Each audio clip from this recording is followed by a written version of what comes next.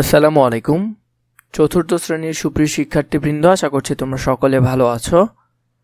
গত ভিডিওতে আমি তোমাদের বলেছি যে আমি তোমাদের প্রতিটি ইউনিটের আলাদা আলাদা করে ভিডিও দিব। তার ধারাবাহিকতায় আজকে দিব তোমাদেরকে তোমাদের প্রথম ইউনিট অ্যাবাউট মি, মানে আমার সম্পর্কে। প্রথমে দেখো কি বলেছে, লুক দেখো, লিসেন শুনো, অ্যান্ড সে বলো। দেখো, শোনো এবং বলো কি কি বলতে হবে এবং দেখতে হবে। দেখো আমরা দেখে নিই। Hello, I am your teacher. Hello, আমি তোমাদের শিক্ষিকা। My name is Salma Akhtar, আমার নাম Salma Akter.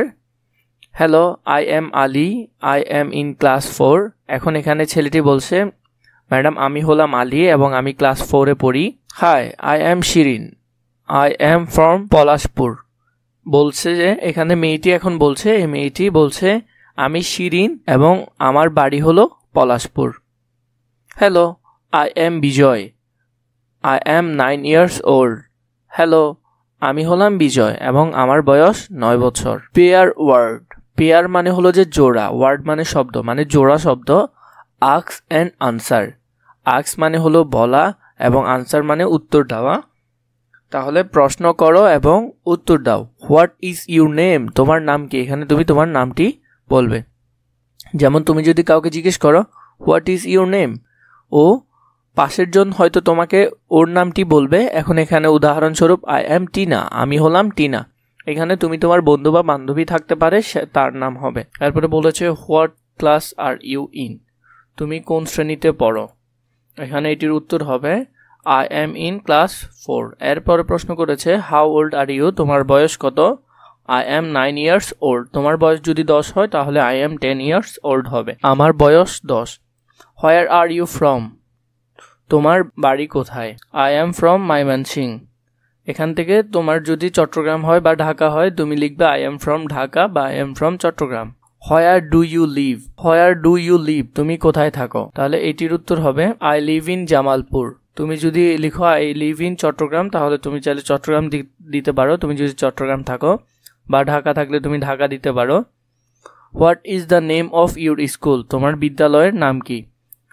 The name of my school is Maniknagar primary school, তোমার বিদ্যালয়ের যে নাম তুমি চাইলে এখানে সেই নামটি দিতে পারো। তোমাদের বই শেষে দিয়েছে আস্ক মোর কোয়েশ্চেন, আরও কিছু প্রশ্ন চাইলে জিজ্ঞেস করতে পারো। আরও কিছু প্রশ্ন, what subject do you like, কোন বিষয়টি তুমি পছন্দ করো। I like English. এছাড়া এখানে আরো কয়েকটি রয়েছে, এগুলো চাইলে তোমরা দেখে নিতে পারো। এরপর দেখো সিতে কি বলেছে, write the answer to the question, প্রশ্নগুলোর উত্তর লিখো ফ্রম অ্যাক্টিভিটি বি। এই বি এর অ্যাক্টিভিটি যেগুলো ছিল পেয়ার ওয়ার্ডের যে অ্যাক্টিভিটি ছিল এগুলো ইন ইউর এক্সারসাইজ বুক, মানে তোমার যে অনুশীলন খাতা বা নোট খাতা টাইপের রয়েছে সেটিতে তোমাকে এগুলোর উত্তর লিখতে বলছে। তাহলে তুমি সেখানে তোমার উত্তরগুলো লিখে ফেলবে। এরপরে দেখো অ্যাবাউট মি এর লেসন 4-5-এ কি বলেছে, লুক দেখো, লিসেন শোনো এবং সিং গাও বা বলো। Hello hello hello, how are you, hello hello hello, how are you মানে তুমি কেমন আছো। আই এম ভেরি ওয়েল, আমি ভালো আছি। থ্যাংক ইউ, তোমাকে ধন্যবাদ। থ্যাংক ইউ, তোমাকে ধন্যবাদ। অ্যান্ড হাউ আর ইউ, এবং তুমি কেমন আছো। I am very well too, আমি খুব ভালো আছি। থ্যাংক ইউ, থ্যাংক ইউ, তোমাকেও ধন্যবাদ, তোমাকেও ধন্যবাদ।